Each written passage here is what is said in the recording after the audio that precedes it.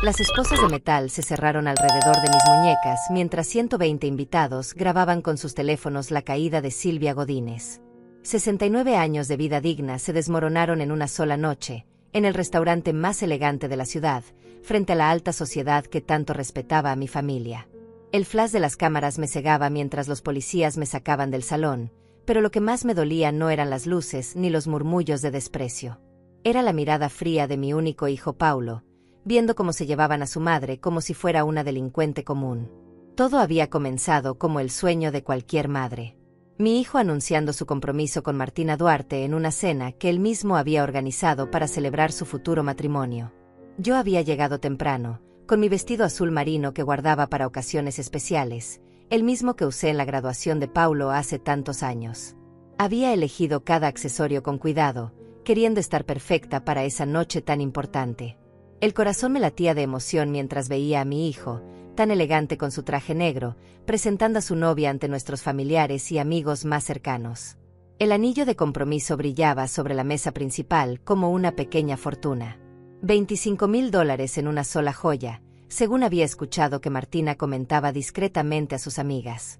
Era hermoso, no podía negarlo, con un diamante central rodeado de piedras más pequeñas que capturaban la luz de los candelabros del restaurante.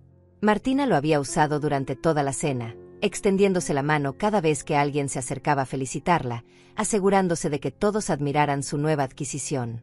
Durante las primeras horas, todo transcurrió con normalidad. Los brindis se sucedían uno tras otro, las risas llenaban el ambiente, y yo me sentía orgullosa de ver a mi hijo tan feliz. Había trabajado toda mi vida para darle la mejor educación, para que llegara a ser el empresario exitoso que era hoy. Ver su sonrisa mientras hablaba de sus planes de boda me llenaba el corazón de una satisfacción que creía que nada podría arruinar. Pero había algo en la mirada de Martina que me inquietaba, una forma de observarme cuando creía que no me daba cuenta, como si estuviera evaluando cada uno de mis movimientos. La tragedia comenzó cuando me levanté para ir al baño de damas. Era un trayecto corto, apenas 5 minutos de ausencia, pero cuando regresé, encontré a Martina en medio de una crisis nerviosa que llamó la atención de toda la mesa. Tenía el rostro descompuesto, las manos temblorosas, y registraba frenéticamente su bolso de diseñador como si hubiera perdido algo de valor incalculable. Los invitados más cercanos ya habían notado su agitación, y algunos se acercaban preocupados preguntándole qué le ocurría. Yo me aproximé con la intención genuina de ayudarla, pensando que tal vez había extraviado las llaves del auto o algún documento importante. Jamás imaginé que lo que saldría de su boca me convertiría en el centro de la peor humillación de mi vida. ¿Te encuentras bien, hija?, le pregunté con ternura, poniendo mi mano sobre su hombro en un gesto maternal que creí que la tranquilizaría. Pero ella se apartó de mí como si mi contacto la quemara. «¡Mi anillo!», gritó de repente, con una voz tan aguda que cortó todas las conversaciones del salón. «Mi anillo de compromiso ha desaparecido». El silencio que siguió fue tan denso que pude escuchar el tintineo de los cubiertos cayendo sobre los platos. 120 pares de ojos se volvieron hacia nuestra mesa, observando la escena que se desarrollaba como si fuera una obra de teatro. Yo sentí un escalofrío recorriendo mi espalda, una premonición de que algo terrible estaba por suceder. Me ofrecí inmediatamente a ayudarla a buscarlo. «Tranquila, Martina», le dije con voz calmada. «Seguramente se cayó por aquí cerca. Entre todos lo vamos a encontrar». Pero cuando me agaché para revisar debajo de la mesa, esperando que el anillo hubiera rodado hasta el suelo, Martina hizo algo que jamás podré borrar de mi memoria. Me señaló directamente con su dedo tembloroso, como si fuera una acusación divina, y gritó con toda la fuerza de sus pulmones. Fue ella. «Silvia se robó mi anillo». El mundo se detuvo. Literalmente pude sentir como el aire se volvía espeso, como el ruido de fondo del restaurante se desvanecía hasta convertirse en un zumbido sordo. 120 personas me miraron como si acabara de confesar un crimen, como si tuviera la palabra ladrona tatuada en la frente. Mi corazón comenzó a latir tan fuerte que temí que fuera a explotar dentro de mi pecho. «¿Qué estás diciendo?», logré articular, pero mi voz sonó tan débil que apenas pude escucharme a mí misma. Martina no se detuvo. Siguió gritando, cada vez más histérica, inventando una historia que sonaba convincente para los oídos de quienes querían creerle. La vi.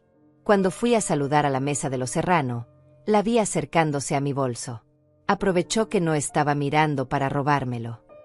Sus palabras eran como dagas envenenadas que se clavaban en mi dignidad.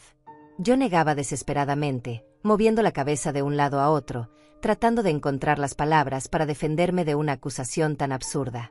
«Devuélvelo ahora mismo, ladrona», me gritó en la cara, acercándose tanto que pude sentir la saliva que salía de su boca con cada palabra. «Sé que lo tienes escondido. Siempre supe que eras una envidiosa que no podía soportar ver la felicidad de otros». Cada insulto era como un latigazo en mi alma. Yo intentaba explicar, con las manos temblando de la impresión, que jamás había tocado su anillo, que debía haber una terrible confusión, pero mi voz se perdía entre los murmullos de shock y desaprobación de los invitados.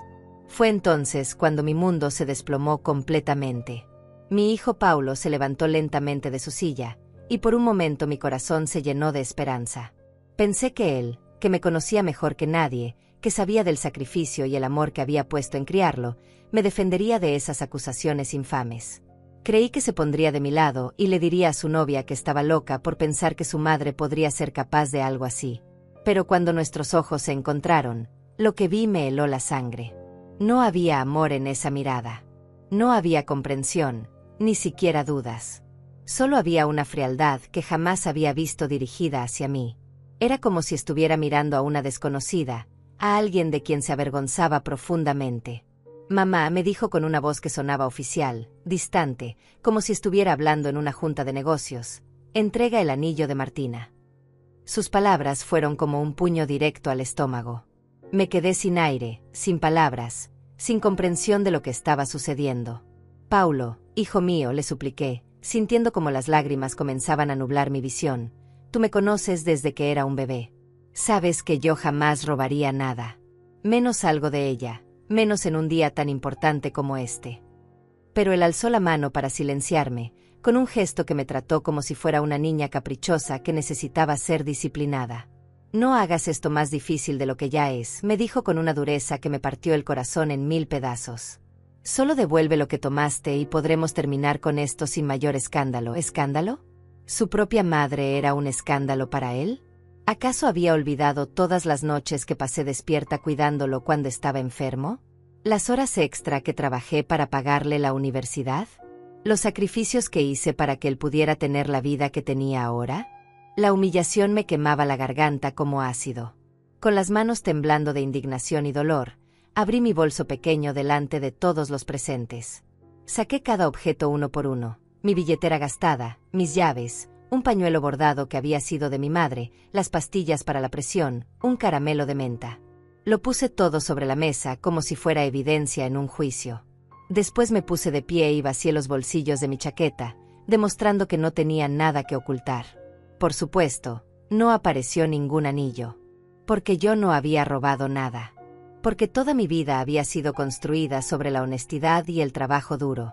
Pero eso no importó para Martina, que siguió gritando que yo debía haberle escondido en algún lugar, que tal vez se lo había pasado a algún cómplice, que las personas como yo siempre encontraban maneras creativas de ocultar sus crímenes.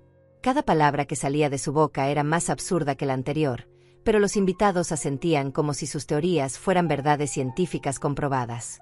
«Llama a la policía», le ordenó Martina a Paulo, y sentí que el mundo se tambaleaba bajo mis pies. «¿La policía?», repetí, mirando a mi hijo como si fuera la primera vez que lo veía. «Paulo, por favor, soy tu madre. La misma mujer que te cambió los pañales, que te enseñó a caminar, que se sacrificó toda la vida para darte lo mejor.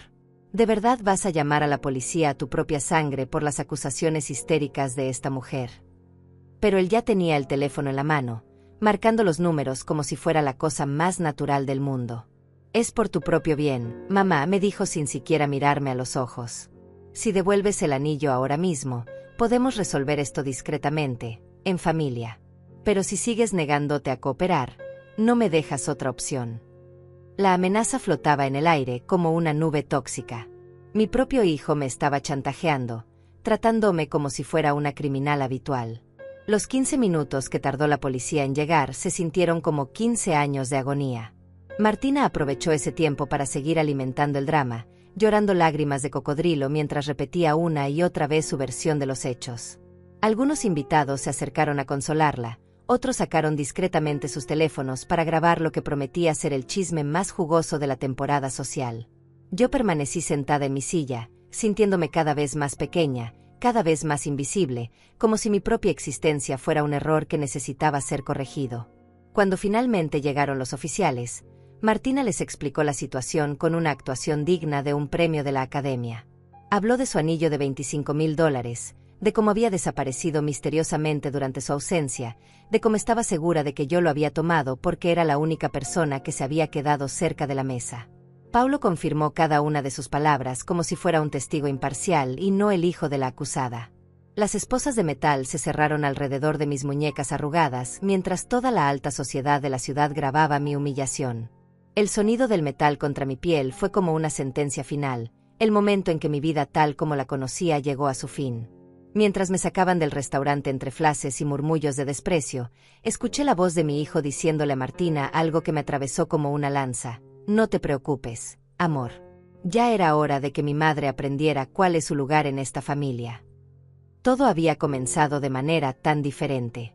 Apenas 3 años atrás, cuando Paulo me había presentado a Martina por primera vez, yo había sentido una mezcla de emoción y nerviosismo que cualquier madre experimenta al conocer a la novia de su hijo. Era una mujer hermosa, elegante, con una sonrisa que parecía iluminar cualquier habitación. Trabajaba en marketing para una empresa importante, tenía su propio apartamento, y hablaba con la confianza de alguien que estaba acostumbrada a conseguir lo que quería en la vida.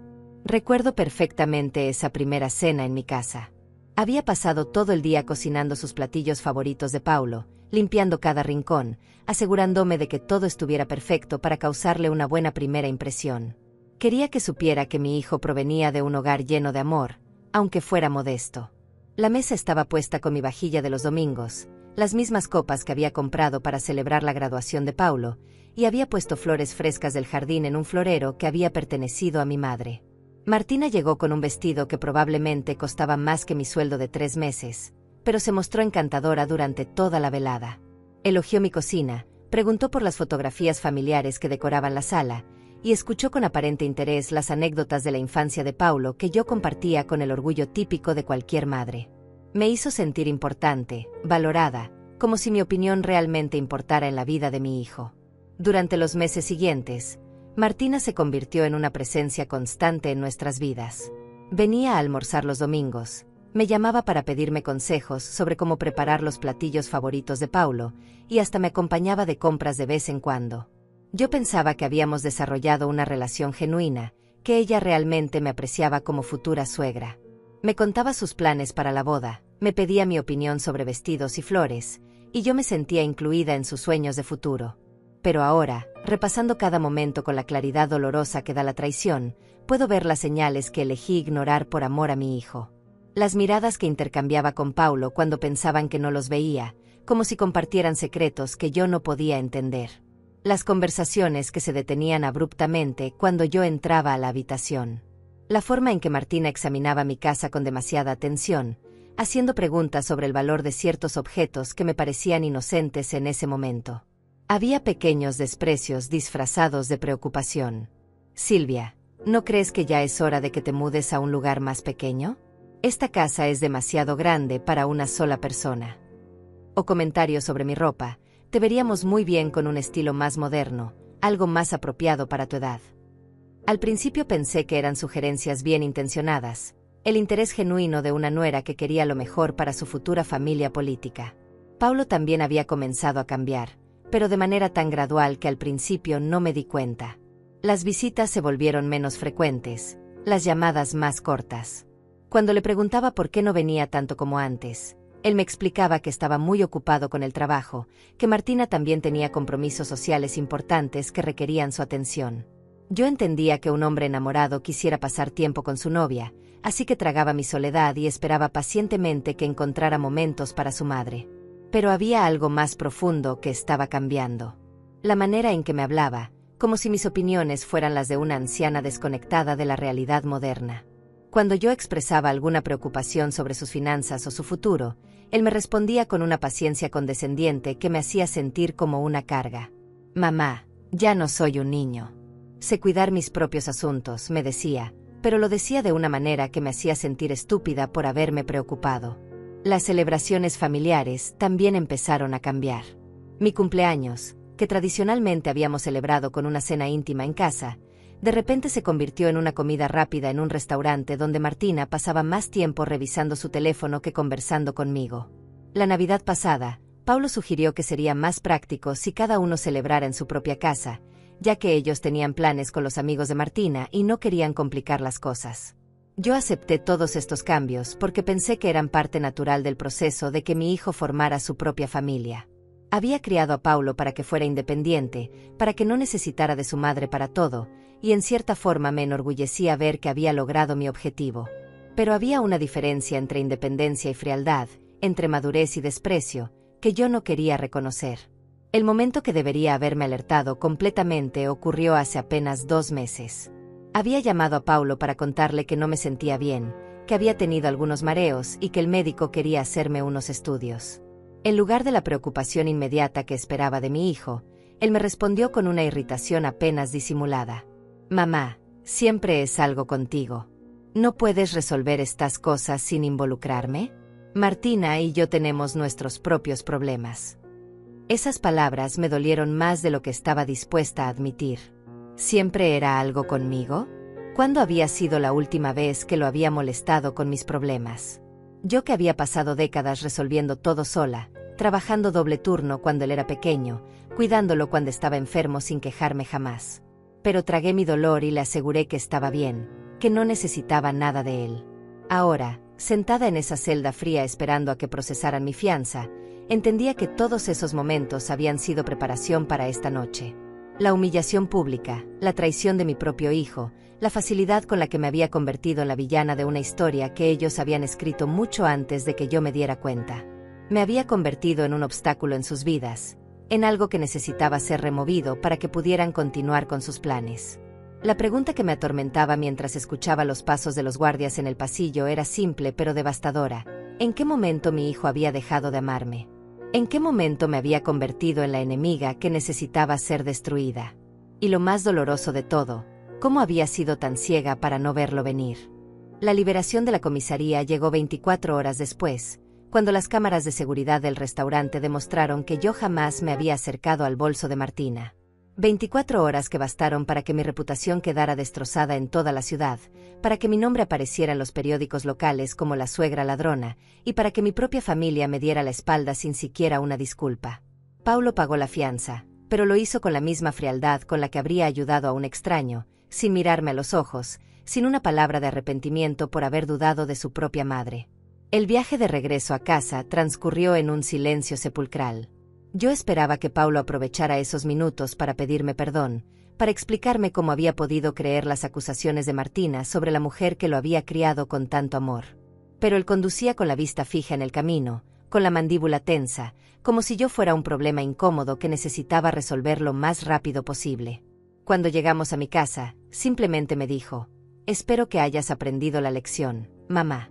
Martina está muy dolida por todo esto». ¿Martina estaba dolida?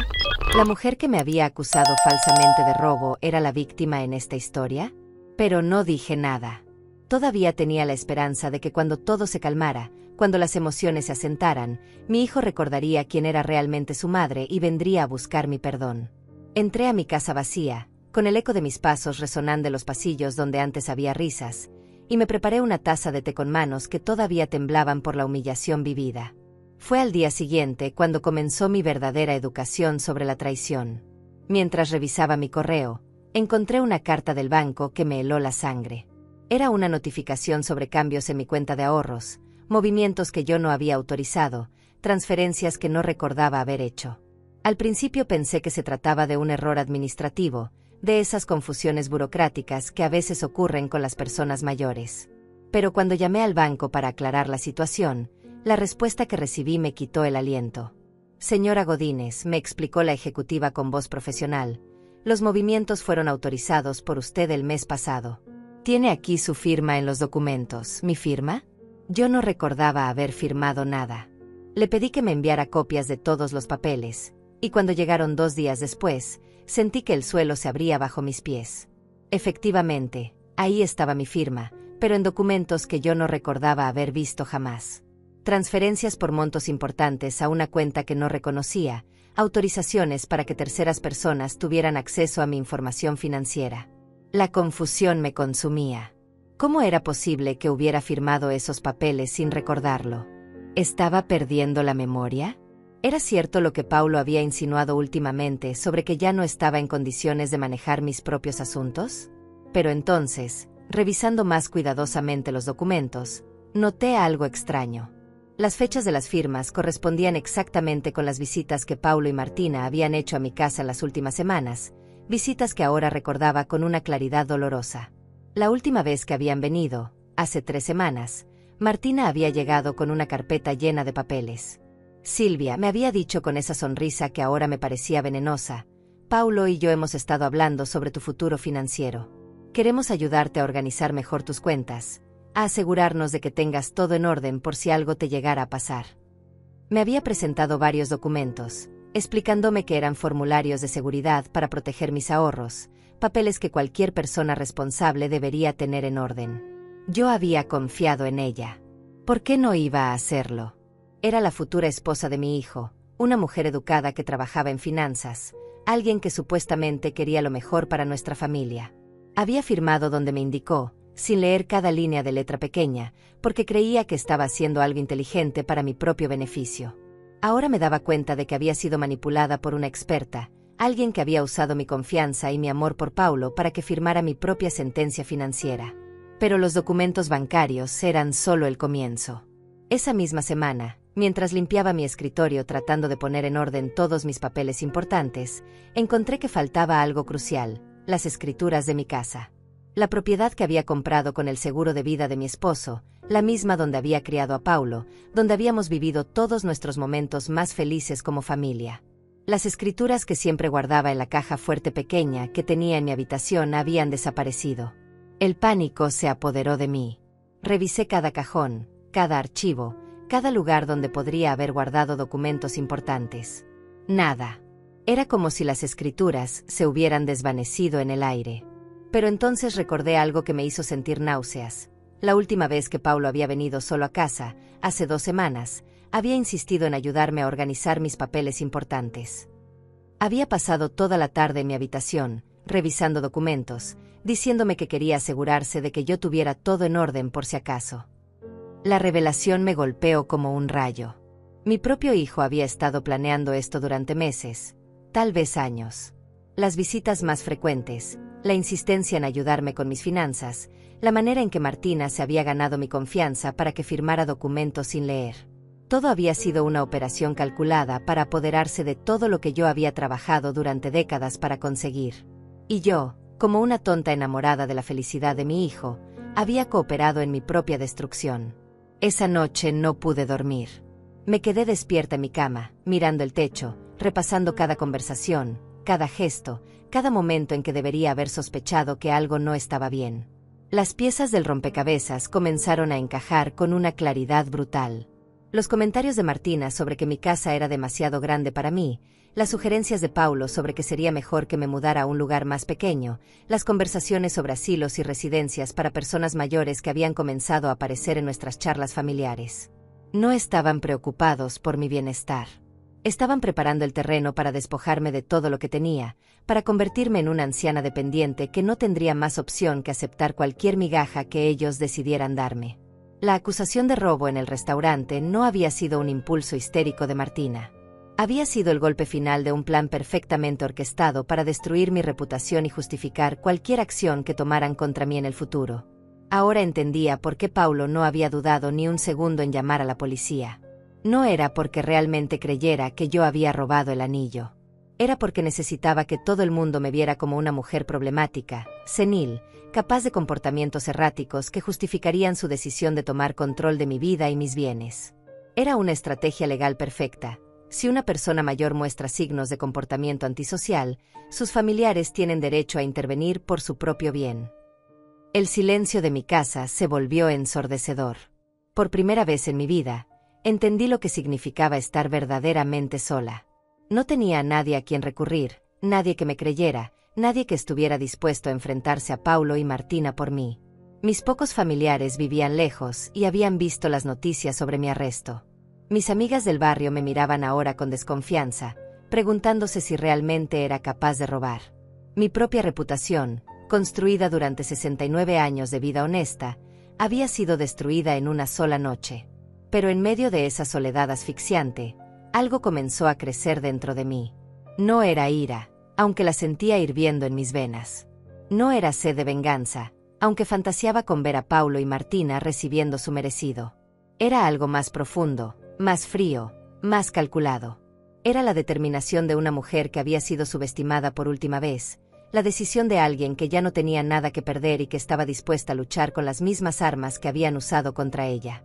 Si Paulo y Martina querían jugar sucio, yo les iba a enseñar lo que una mujer de 69 años, con décadas de experiencia en sobrevivir, podía hacer cuando finalmente abría los ojos.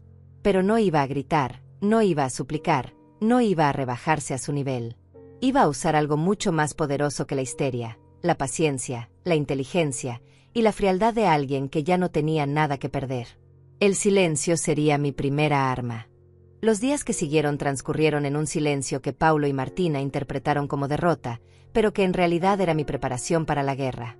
No los llamé, no les supliqué perdón, no aparecí en su puerta llorando como la anciana patética que esperaban que fuera. En cambio, me dediqué a algo que ellos nunca esperarían de mí: investigar. Había aprendido durante mis años de trabajo en contabilidad que los números nunca mienten, que siempre hay un rastro de papel que revela la verdad, y que la paciencia es la mejor aliada de quien busca justicia. Mi primera parada fue el registro civil, donde solicité copias certificadas de todos los documentos relacionados con mi propiedad. La empleada, una mujer joven que me miró con lástima después de reconocerme por las noticias, me explicó que efectivamente había habido movimientos recientes en mi expediente. Alguien había solicitado información sobre mi propiedad apenas 3 semanas atrás, y había presentado documentos que autorizaban ciertos cambios en el registro. Mi corazón se aceleró cuando vi la firma que autorizaba esas consultas. Era la mía, pero en un documento que yo no recordaba haber firmado jamás. La revelación fue como recibir una puñalada. No solo habían tomado las escrituras físicas de mi casa, sino que además habían iniciado procesos legales para transferir la propiedad.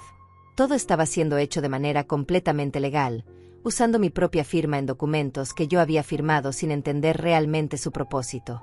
Martina había sido más inteligente de lo que imaginé. No había robado nada, simplemente me había manipulado para que yo misma entregara todo voluntariamente.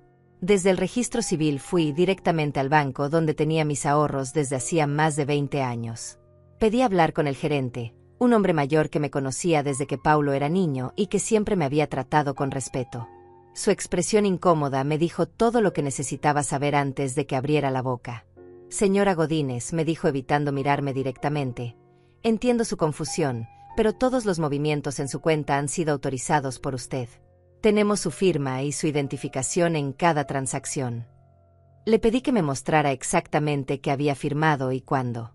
Los documentos que me presentó fueron una lección brutal sobre mi propia ingenuidad. Durante los últimos 6 meses, había autorizado transferencias progresivas de mis ahorros a una cuenta que supuestamente era un fondo de inversión familiar que Paulo y Martina estaban manejando para mi beneficio. También había firmado documentos que les daban poder legal sobre mis finanzas en caso de que yo fuera declarada incapaz de manejar mis propios asuntos. ¿Incapaz?, pregunté con voz temblorosa. El gerente se aclaró la garganta nerviosamente. Bueno, señora Godínez, después de lo que pasó en el restaurante, su hijo está preocupado por su estado mental. Ha iniciado algunos procedimientos legales para asegurarse de que usted reciba la atención adecuada. La realidad me golpeó como un tsunami. Paulo no solo me estaba robando, estaba preparando el terreno legal para declararme mentalmente incompetente y justificar todo lo que había hecho. Salí del banco con las piernas temblorosas, pero con una claridad mental que no había tenido en meses. Ahora entendía completamente su estrategia. La acusación de robo en el restaurante no había sido solo para humillarme, había sido para crear un precedente legal de comportamiento errático que podría usarse en un tribunal para demostrar que yo no estaba en condiciones de manejar mis propios asuntos. Era un plan perfecto, ejecutado por alguien que conocía exactamente mis debilidades emocionales y mi amor incondicional por mi hijo. Esa tarde recibí la primera llamada de Paulo desde mi arresto. Su voz sonaba fría, profesional, como si estuviera hablando con una cliente problemática. «Mamá, necesitamos hablar», me dijo sin preámbulos. «Martina y yo hemos estado discutiendo tu situación, y creemos que ha llegado el momento de tomar algunas decisiones importantes sobre tu futuro. El tono condescendiente de su voz me hizo hervir la sangre, pero mantuve mi voz calmada y neutral. ¿Qué tipo de decisiones?, le pregunté, aunque ya sabía exactamente hacia dónde se dirigía la conversación. Bueno, continuó él, después de lo que pasó en el restaurante, es obvio que necesitas ayuda. Martina ha estado investigando algunas residencias muy bonitas para personas de tu edad, lugares donde podrías recibir la atención que necesitas y estar rodeada de gente de tu misma generación. Residencias. Asilos. Lugares donde podría ser internada mientras ellos se apoderaban completamente de todo lo que yo había trabajado para conseguir. No necesito ninguna residencia, Paulo, le respondí con firmeza. Estoy perfectamente bien en mi propia casa. Su risa fue cruel, despectiva. Mamá, por favor. Una mujer de tu edad que roba anillos en restaurantes claramente no está bien. Es hora de que aceptes la realidad. Ahí estaba. La narrativa que habían construido, la historia que contarían a cualquiera que preguntara por qué habían internado a la madre en un asilo y se habían apropiado de sus bienes. Era la hija que se había vuelto cleptómana, la anciana que ya no podía cuidar de sí misma, la carga familiar que necesitaba ser institucionalizada por su propio bien.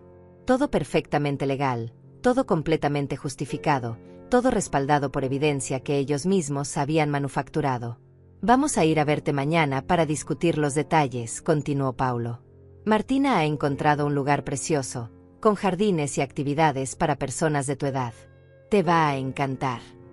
Colgó antes de que pudiera responder, dejándome con el teléfono en la mano y la certeza de que mi tiempo se estaba agotando.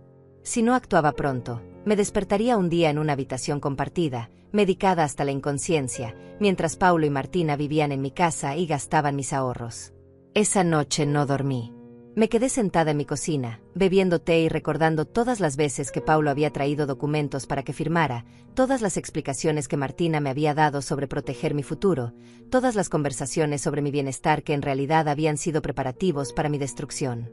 Había sido manipulada por expertos, pero ahora que conocía su juego, podía empezar a jugar el mío. Mi ventaja era que ellos me subestimaban completamente. Para Paulo y Martina, yo no era más que una anciana confundida, fácil de manipular y controlar. No esperaban resistencia de alguien a quien consideraban derrotada. No sabían que la mujer que había criado a un hijo sola, que había trabajado doble turno durante años, que había sobrevivido a la pérdida de su esposo y había sacado adelante a su familia, no se rendiría sin pelear. Pero mi pelea no sería con gritos ni súplicas. Sería con evidencia, con documentos, con la misma frialdad calculadora que ellos habían usado contra mí. Tenía 24 horas antes de que vinieran a buscarme para llevarme a ver esa residencia tan bonita. 24 horas para empezar a construir mi defensa, para reunir las armas que necesitaría para destruir su plan perfecto. Al amanecer, mientras preparaba mi desayuno con manos firmes, supe exactamente por dónde empezar. Paulo y Martina habían cometido un error crucial. Habían subestimado la inteligencia de una mujer que tenía décadas de experiencia en leer entre líneas, en detectar inconsistencias, en hacer que los números cuadraran cuando otros no podían. Iban a descubrir que robarle a Silvia Godínez no era tan fácil como pensaban. El silencio que había mantenido durante días no era rendición, era preparación. Y ellos estaban a punto de descubrir la diferencia. La mañana siguiente desperté con una claridad mental que no había experimentado en meses. Mientras Paulo y Martina planeaban mi internamiento en alguna residencia donde pudiera ser controlada y silenciada, yo me preparé para mi propia investigación. A las 8 en punto estaba vestida con mi mejor traje, el mismo que usaba para ocasiones importantes, y salí de casa con una carpeta bajo el brazo y un propósito que ardía en mi pecho como una llama fría. Mi primera parada fue la oficina del abogado Joaquín Padilla, un hombre mayor que había manejado los asuntos legales de mi familia durante años. Cuando entré a su oficina, pude ver la sorpresa en sus ojos al verme. Obviamente había escuchado sobre el incidente del restaurante, pero tuvo la decencia de tratarme con el respeto que siempre me había mostrado. Señora Godínez, me dijo levantándose de su escritorio, ¿en qué puedo ayudarla? Le expliqué mi situación con la precisión de alguien que había repasado cada detalle durante toda la noche. Le mostré los documentos bancarios, las copias de las transferencias que no recordaba autorizar, la evidencia de que alguien había estado manipulando mis finanzas sin mi conocimiento real.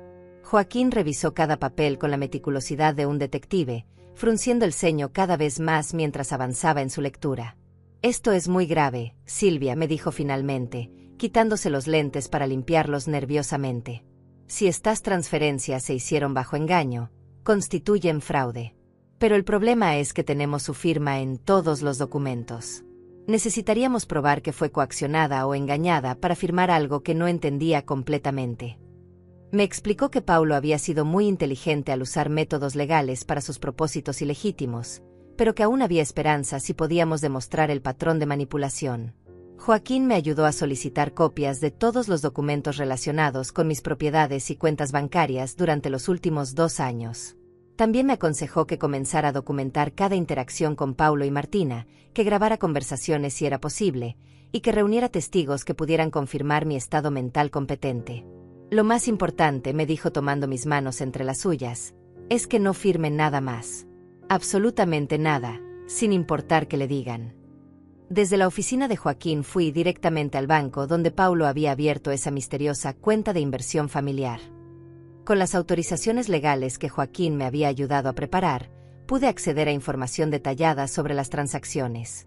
Lo que descubrí me quitó el aliento. Mis ahorros de toda la vida, más de $200,000 que había acumulado durante décadas de trabajo y sacrificio, habían sido transferidos sistemáticamente a esa cuenta durante los últimos 6 meses. Pero no terminaba ahí. La cuenta no era realmente una inversión familiar.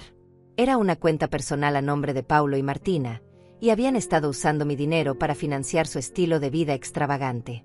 Las facturas de la tarjeta de crédito asociada a esa cuenta mostraban compras en joyerías exclusivas, viajes caros, pagos a planificadores de bodas, reservaciones en restaurantes que costaban más que mi pensión mensual. Habían estado gastando mi dinero en su boda de ensueño mientras planeaban internarme en un asilo. La ejecutiva del banco, una mujer profesional que revisó conmigo cada transacción, me confirmó lo que ya sospechaba. «Señora Godínez, técnicamente todas estas transferencias son legales porque usted las autorizó. Pero si fue engañada sobre el propósito real de estas cuentas, eso constituye fraude financiero». Me ayudó a imprimir un registro completo de todas las transacciones y me dio los nombres de los empleados que habían procesado las transferencias más grandes. Mi siguiente parada fue el registro de propiedad, donde pude confirmar mis peores temores.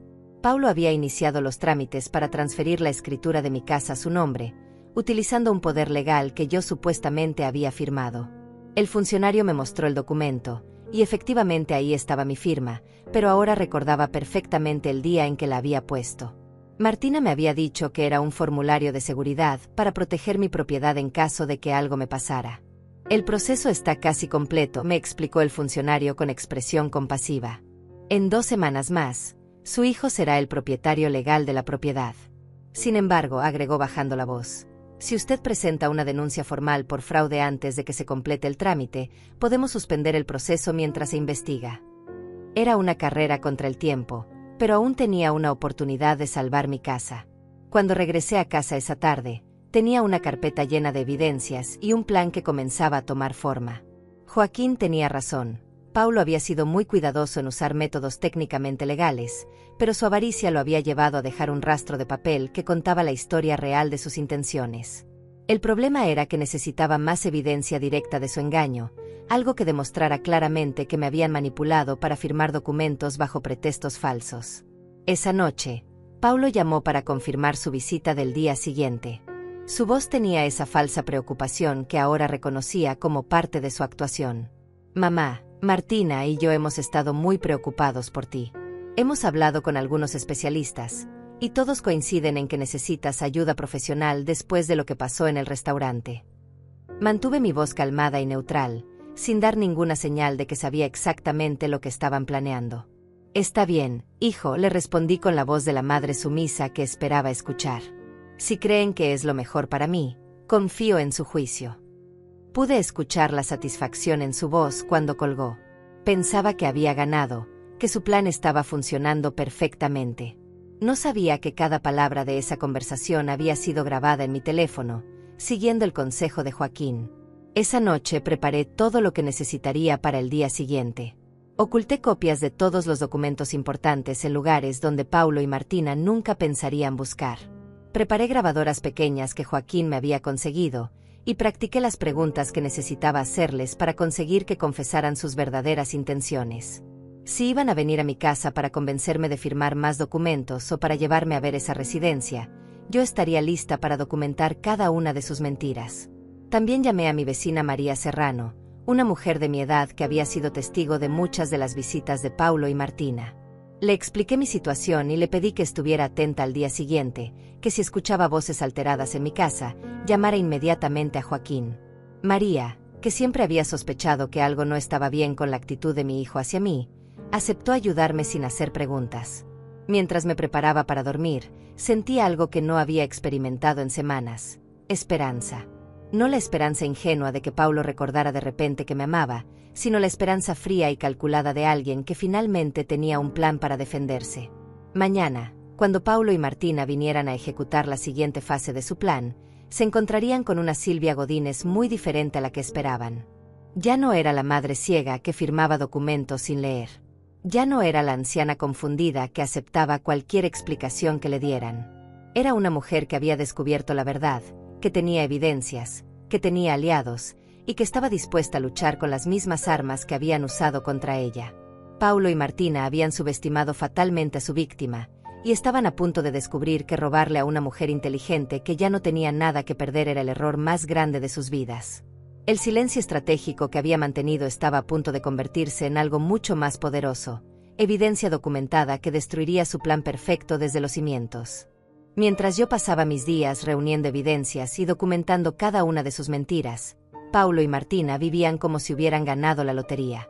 Sus redes sociales se convirtieron en una exhibición obscena de la vida lujosa que estaban financiando con mis ahorros robados. Cada publicación era como una bofetada en mi cara, pero también era evidencia adicional de su fraude que Joaquín me aconsejó documentar meticulosamente. Martina publicaba fotos de sus días de spa en los centros más exclusivos de la ciudad, tratamientos faciales que costaban más que mi pensión mensual, manicuras con piedras preciosas que brillaban bajo las luces profesionales de sus selfies. Merecemos mimarnos un poco, escribía en sus posts. La vida es muy corta para no disfrutar de las cosas buenas. Cada vez que veía esas imágenes, recordaba cómo me había convencido de firmar esos documentos para proteger mi futuro financiero. Paulo no se quedaba atrás en su ostentación. Sus publicaciones mostraban cenas en restaurantes donde una sola botella de vino costaba lo que yo gastaba en comida durante un mes. Fotos de relojes de lujo, zapatos de diseñador, viajes de fin de semana a lugares que yo jamás podría haber imaginado visitar.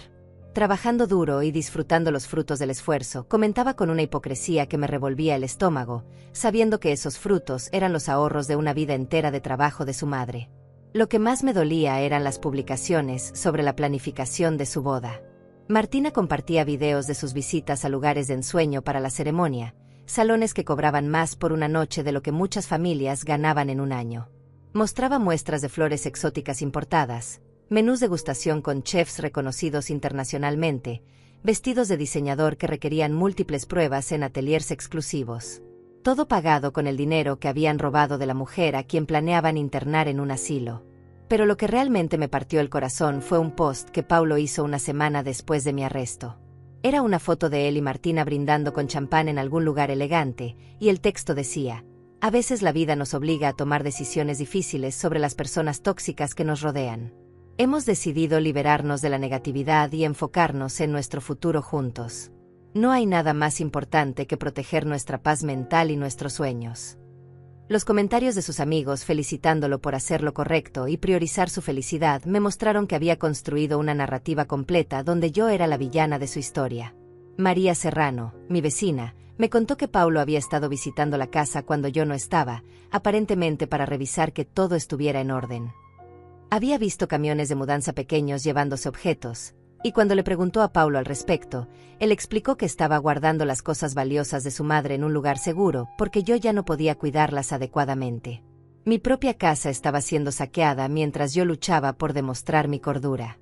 Las pocas amigas que me quedaban me contaron historias similares. Paulo había estado hablando con ellas, explicándoles con voz preocupada que yo estaba pasando por una etapa difícil y que la familia había decidido que era mejor que tuviera menos estímulos externos mientras me recuperaba. Había pedido que no me visitaran por un tiempo, que mi comportamiento errático podría empeorar si tenía demasiada estimulación social. Una por una, mis amigas habían comenzado a evitarme, creyendo que estaban ayudando en mi recuperación. Lo más cruel era cómo Paulo había manipulado la narrativa sobre el incidente del restaurante. En lugar de admitir que se había demostrado mi inocencia cuando aparecieron las cámaras de seguridad, había creado una versión alternativa de los hechos. Según su historia, las cámaras no habían mostrado nada concluyente, y el hecho de que Martina hubiera decidido no presentar cargos era una muestra de su generosidad y compasión hacia una anciana confundida que claramente necesitaba ayuda médica. Sus amigos en las redes sociales lo apoyaban incondicionalmente. «Eres un hijo tan dedicado», le escribían. «Es admirable cómo estás cuidando de tu madre a pesar de todo lo que has tenido que pasar. Martina es una santa por perdonar algo así. Esperamos que tu mamá reciba la ayuda que necesita». Cada comentario era como una puñalada, pero también era evidencia de cómo habían construido una campaña de difamación sistemática contra mí. Martina había comenzado a publicar consejos sobre cómo lidiar con familiares difíciles y la importancia de establecer límites saludables con personas tóxicas.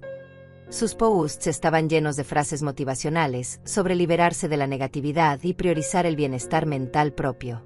«A veces amar a alguien significa tomar decisiones difíciles por su propio bien», escribía, acompañando textos que claramente se referían a mí sin mencionarme directamente. Durante esas semanas de exhibición obscena, recibí exactamente 3 mensajes de Paulo. El primero era para informarme que había cancelado mi tarjeta de crédito por seguridad después del incidente del restaurante. El segundo era para decirme que había hablado con mi médico sobre opciones de tratamiento para mi condición. El tercero era para avisarme que había programado una cita con un especialista en geriatría que evaluaría mi capacidad para vivir independientemente.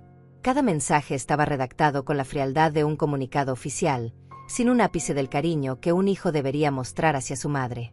Pero lo que Paulo no sabía era que cada uno de esos mensajes, cada publicación en redes sociales, cada conversación que había tenido con mis vecinos y amigas, estaba siendo documentado meticulosamente por Joaquín y por mí. Su propia arrogancia se estaba convirtiendo en la cuerda con la que se ahorcaría legalmente. La ironía era perfecta. Mientras Paulo y Martina celebraban su victoria prematura, gastando mis ahorros en una vida de lujo y construyendo una imagen pública de hijo sacrificado que cuidaba de su madre problemática, yo estaba construyendo silenciosamente el caso que los destruiría. Cada foto de sus excesos, cada comentario cruel, cada mentira documentada se sumaba a la montaña de evidencia que pronto los enterraría.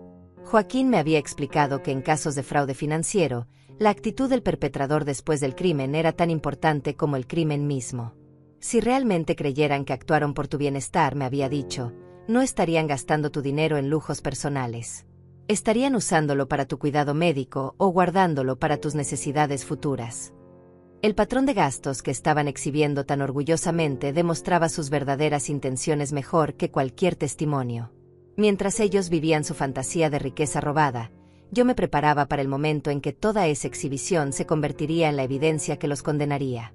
Su arrogancia sería su perdición, y yo me aseguraría de que cada peso que habían gastado de mis ahorros fuera documentado, rastreado y utilizado en su contra cuando llegara el momento de enfrentarlos en un tribunal. El silencio que mantenía no era resignación. Era la calma que precede a la tormenta que estaba a punto de desatar sobre sus vidas perfectas construidas sobre mi dolor. El momento de la verdad llegó exactamente como lo había planeado. Paulo y Martina habían organizado una reunión familiar en mi casa para el viernes por la tarde, supuestamente para discutir mi situación y presentarme las opciones de residencias que habían seleccionado para mí. Llegaron puntuales, con carpetas llenas de folletos coloridos y contratos que esperaban que firmara sin leer, como la anciana sumisa que creían que era. No sabían que Joaquín estaba esperando en su auto a 2 cuadras de distancia, ni que cada palabra que dijeran sería grabada y utilizada en su contra. Martina entró a mi casa con esa sonrisa falsa que ya conocía tan bien, vestida con un traje que costaba más que mi pensión de 3 meses. «Silvia, querida», me dijo con voz melosa, «hemos encontrado el lugar perfecto para ti. Vas a estar tan cómoda, rodeada de gente de tu edad, con actividades especiales para personas en tu situación». Paulo la siguió, cargando papeles y evitando mirarme directamente a los ojos, como si mi presencia lo incomodara. Representé perfectamente mi papel de madre confundida y vulnerable. «¿Qué situación?», pregunté con voz temblorosa, activando discretamente la grabadora que tenía escondida bajo mi blusa. Bueno, mamá, respondió Paulo con esa paciencia condescendiente que había perfeccionado. Después de lo que pasó en el restaurante, es obvio que necesita supervisión profesional. No puede seguir viviendo sola, es peligroso para ti y para otros. Martina extendió los folletos sobre mi mesa de comedor como si fueran promocionales de un resort de lujo. Mira qué jardines tan hermosos, me dijo señalando las fotos. Y tienen actividades de arte, clases de baile, incluso un coro. Vas a hacer muchas amigas nuevas. Lo que no mencionaba era que también tenían personal las 24 horas para asegurar que los residentes no pudieran salir sin autorización, ni que los visitantes estaban estrictamente controlados. ¿Y mi casa?, pregunté, fingiendo la confusión de alguien que no entendía completamente lo que estaba pasando. Paulo intercambió una mirada con Martina antes de responder. No te preocupes por eso, mamá. Nosotros nos vamos a encargar de todo. Hemos decidido que es mejor que la casa se mantenga en la familia, así que yo voy a cuidarla mientras tú te recuperas en la residencia. Ahí estaba la confesión que necesitaba. ¿Cuidarla?, insistí, manteniendo mi tono inocente. Eso significa que van a vivir aquí. Martina se adelantó a responder, su voz llena de una dulzura venenosa. Bueno, sí, temporalmente. Mientras tú estés en tratamiento, alguien tiene que mantener la propiedad. Además, estamos pensando en hacer algunas renovaciones para cuando regreses. Renovaciones. Como si alguna vez tuvieran la intención de que regresara. ¿Y mis ahorros?, pregunté, fingiendo preocupación genuina. ¿Cómo voy a pagar la residencia? Paulo sonrió con esa expresión que ahora reconocía como puramente predatoria. Ya nos encargamos de eso, mamá. Transferimos tu dinero a una cuenta especial que nosotros manejamos para asegurar que tengas todo lo que necesitas. Es mucho más seguro así. Pero Paulo, dije con voz cada vez más fuerte, yo no recuerdo haber autorizado eso. ¿Cuándo firmé para que tomaran mis ahorros? La máscara de paciencia comenzó a resquebrajarse en su rostro. Mamá, firmaste todos los documentos necesarios. El problema es que ya no recuerdas las cosas como antes. Por eso necesitas ayuda profesional. Martina intervino rápidamente, probablemente notando que Paulo estaba perdiendo el control. Silvia, querida, sé que esto es difícil de entender, pero todo lo que estamos haciendo es por tu propio bien.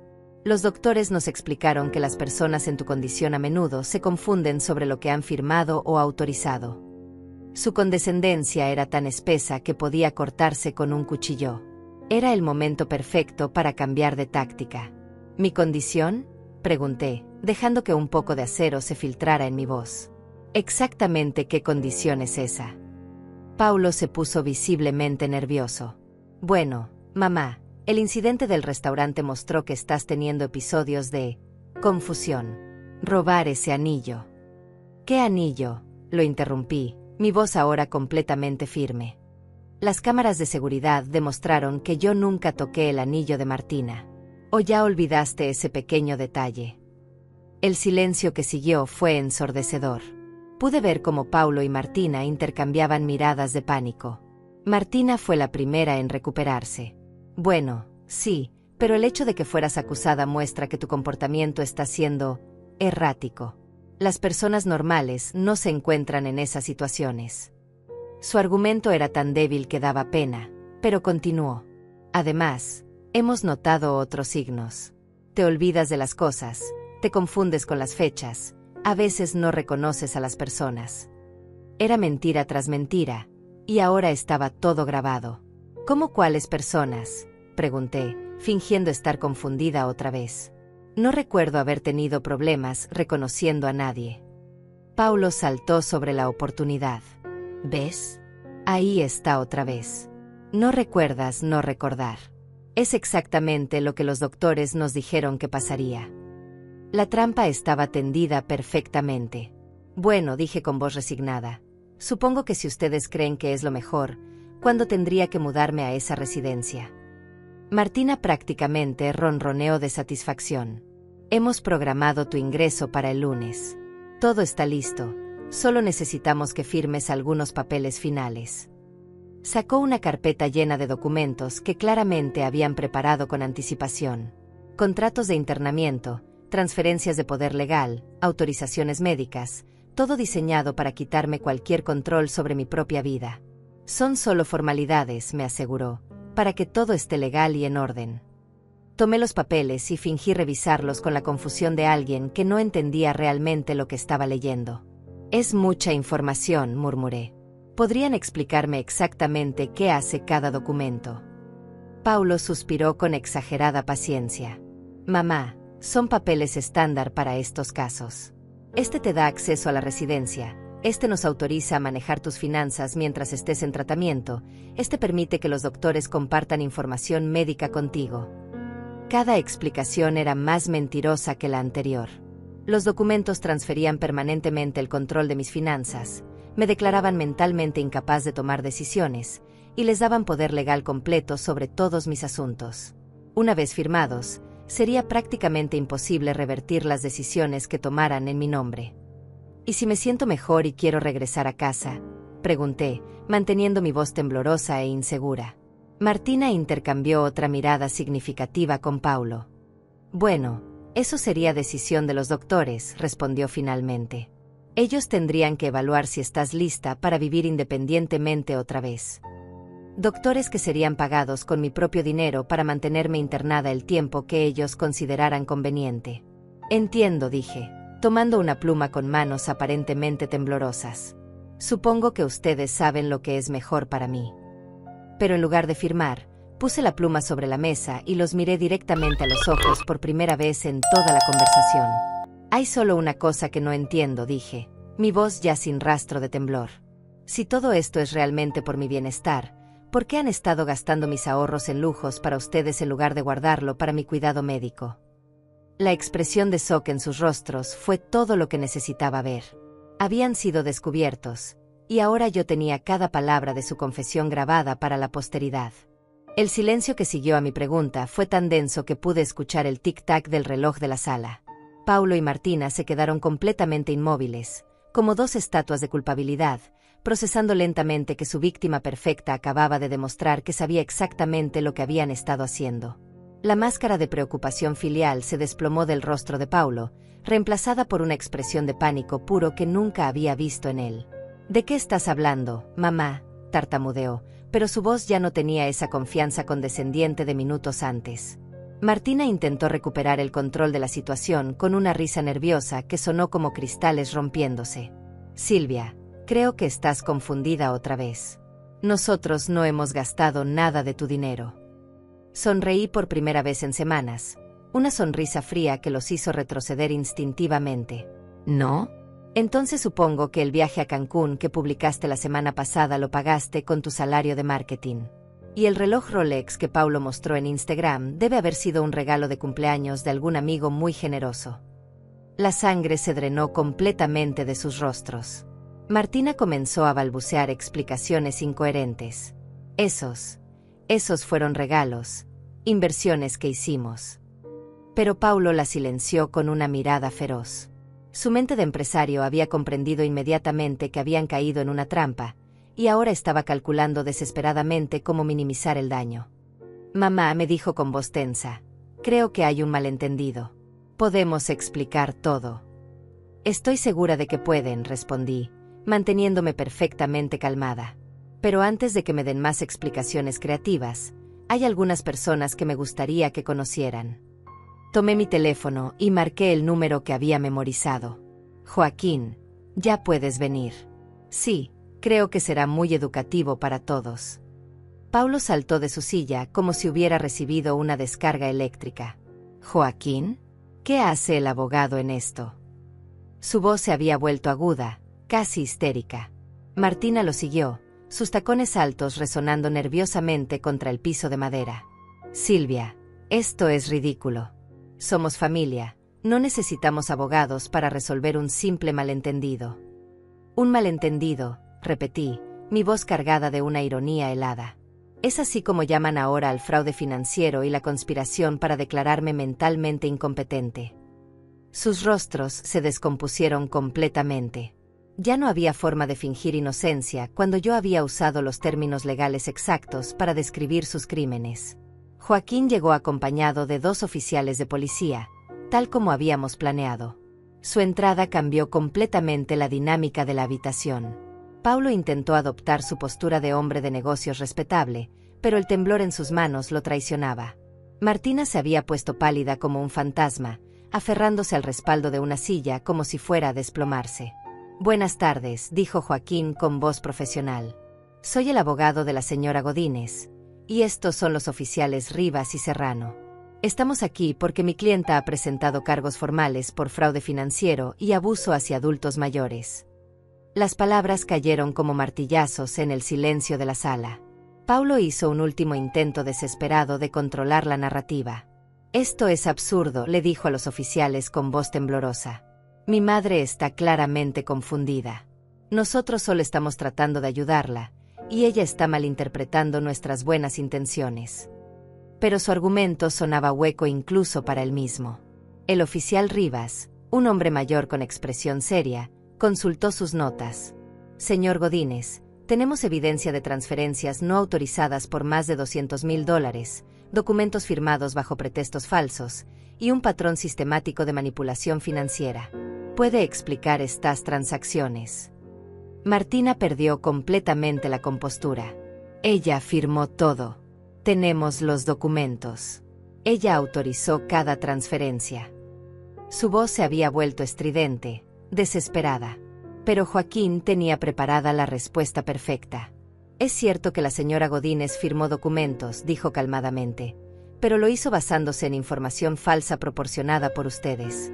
Tenemos grabaciones de esta tarde donde admiten haber mentido sobre el propósito de esos documentos». La grabación. Paulo recordó súbitamente la pequeña máquina que yo había activado al comienzo de la conversación. «¿Nos grabaste?», me preguntó con una mezcla de horror e incredulidad. «Sin nuestro consentimiento, esa grabación no es legal». Pero Joaquín sonrió con satisfacción profesional.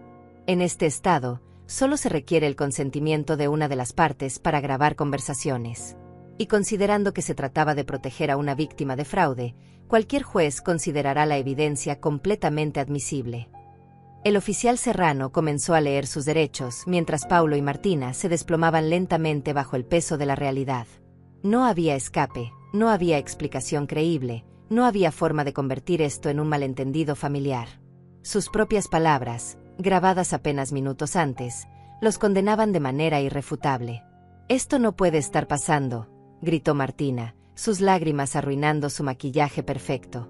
«Solo queríamos ayudarla. Ella realmente necesita cuidado profesional». Pero nadie le creía ya. Su actuación había sido demasiado perfecta, su planificación demasiado meticulosa, su ejecución demasiado calculada para ser motivada por preocupación genuina.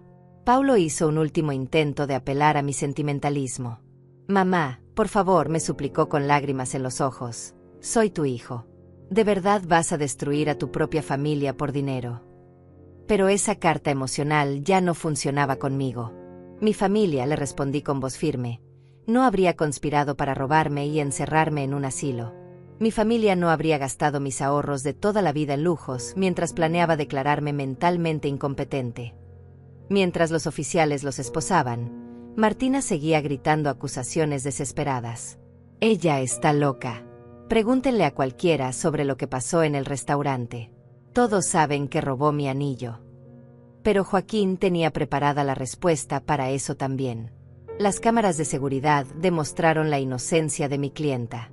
Y ahora tenemos evidencia de que ese incidente fue orquestado específicamente para dañar su reputación y crear un precedente legal para declararla incompetente». La realización de que habían perdido todo golpeó a Paulo como un tsunami. Su negocio, que dependía de su reputación, se desplomaría cuando se conocieran los cargos.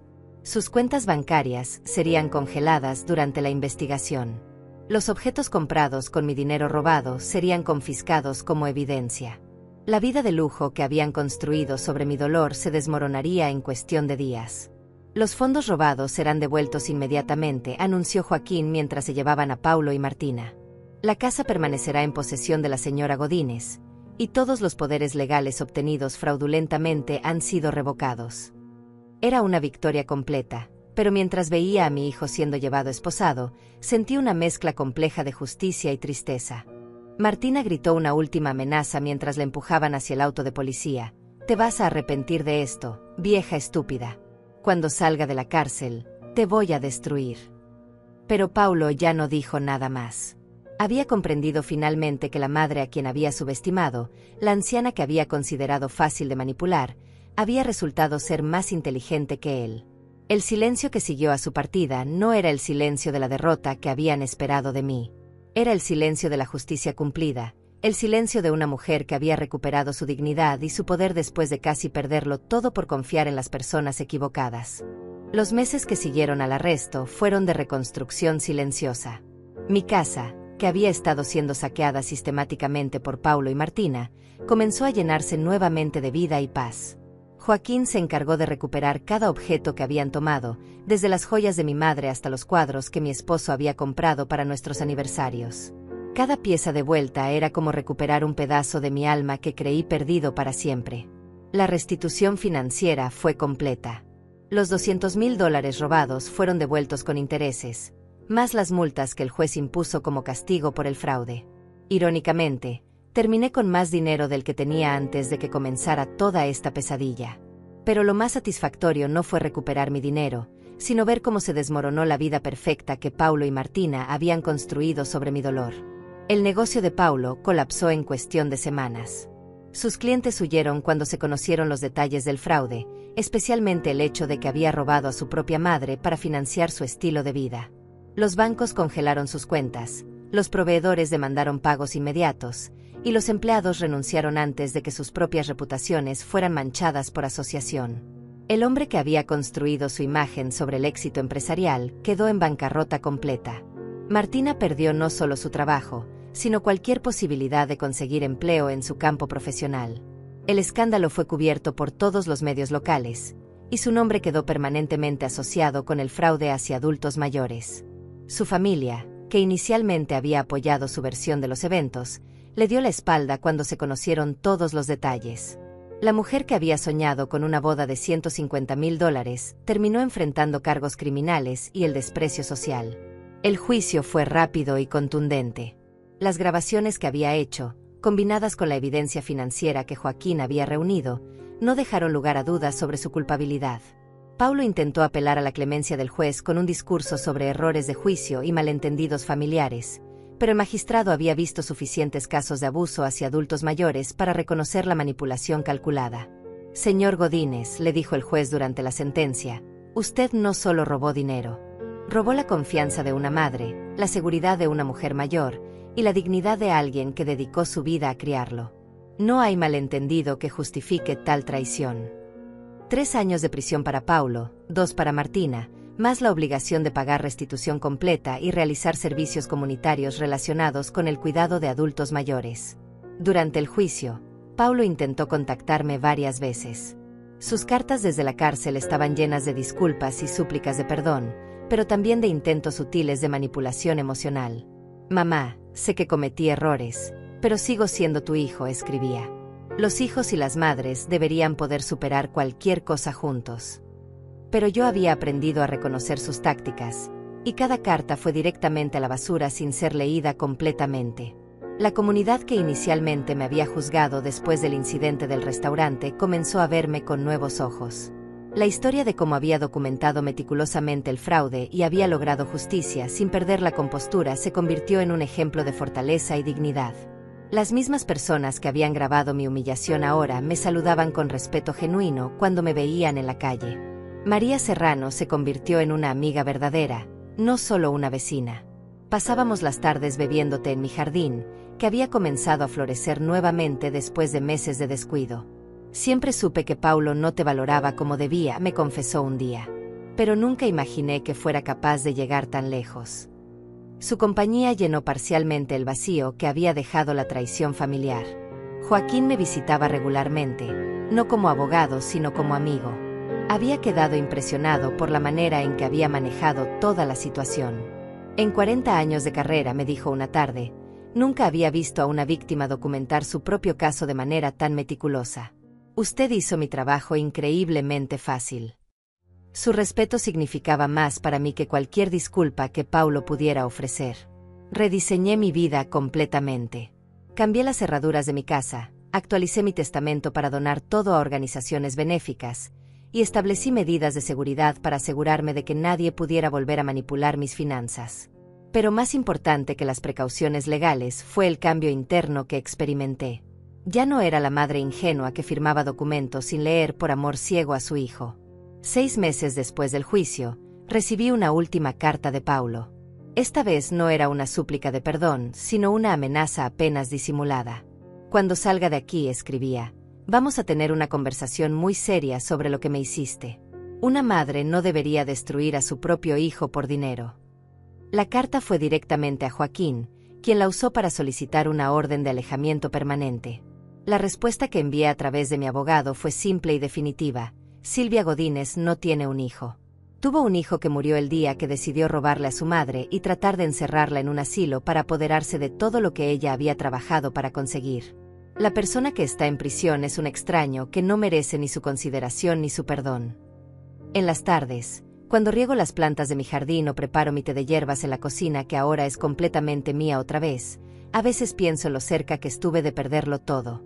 No solo el dinero o la casa, sino mi dignidad, mi autonomía, mi derecho a vivir mis últimos años en paz. Paulo y Martina habían planeado convertirme en una prisionera medicada en una residencia mientras ellos disfrutaban de los frutos de mi trabajo de toda la vida. Pero había algo que nunca calcularon en sus planes perfectos. Que una mujer de 69 años, criada en tiempos difíciles, educada en la supervivencia y templada por décadas de responsabilidad, no se rendiría sin pelear. Subestimaron la inteligencia que se oculta detrás de la apariencia de fragilidad, la fuerza que viene de no tener nada más que perder. El silencio que mantengo ahora no es el silencio de la víctima. Es el silencio de alguien que ha encontrado paz después de la tormenta, de alguien que ha demostrado que la justicia no requiere gritos ni drama, sino paciencia, evidencia y la frialdad necesaria para usar las mismas armas que usan contra ti.